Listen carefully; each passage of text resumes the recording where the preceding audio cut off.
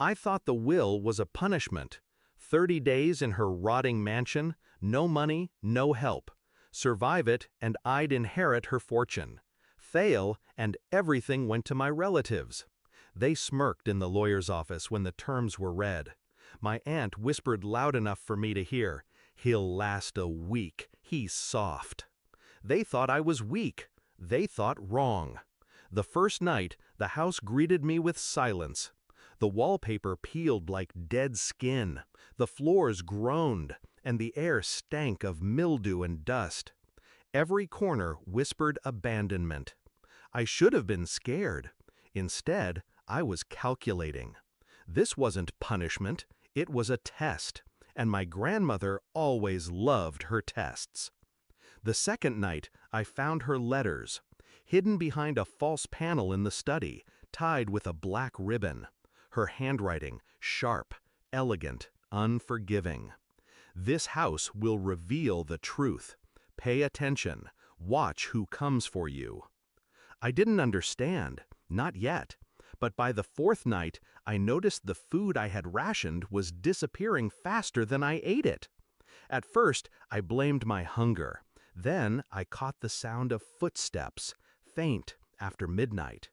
I waited in the dark, back against the wall, heart steady. A shadow slipped into the kitchen. My cousin Henry. So it began. They weren't waiting for me to fail. They were making sure I failed. Cutting power lines, spoiling food, locking doors from the outside. Every morning they came by the gate, asking with saccharine voices if I was holding up. Behind their pitying smiles, I saw their hunger. They wanted the inheritance, and they'd do anything to take it. But they didn't know me. I let them think their tricks worked. I starved in front of them. I shivered when they killed the heat. I coughed deliberately loud so rumors of my weakness spread. But at night, I scavenged the mansion.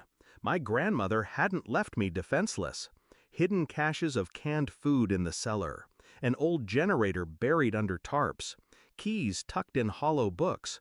She had prepared me for their cruelty, and I used everything. By the 15th night, I was no longer surviving. I was planning.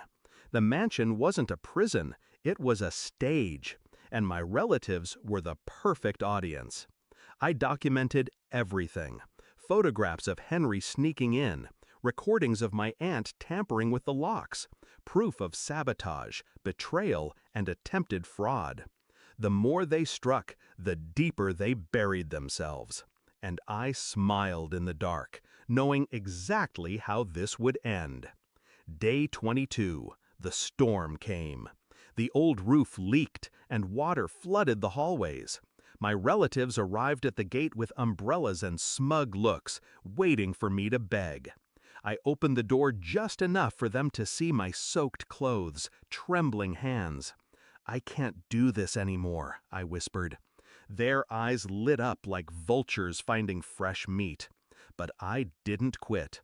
I let them stew in anticipation, convinced my collapse was days away. Meanwhile, I prepared my finale. Day 30 arrived. I walked out of the mansion thinner, hollow-eyed, and silent. The lawyer gathered us all in his office, the will on the table.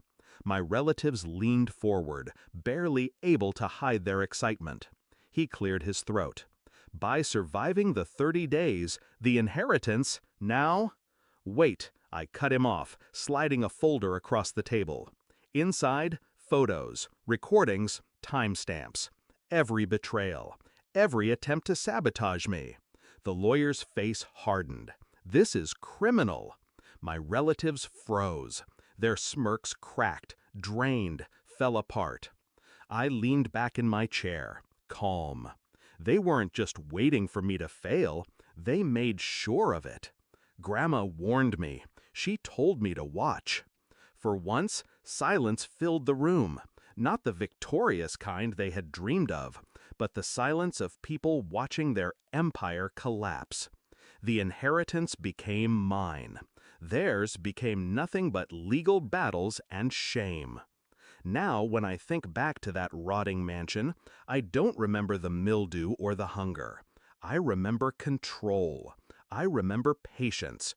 And I remember the look on their faces when they realized I had turned their trap into my weapon. My grandmother's will wasn't a punishment. It was an invitation, and I accepted it completely.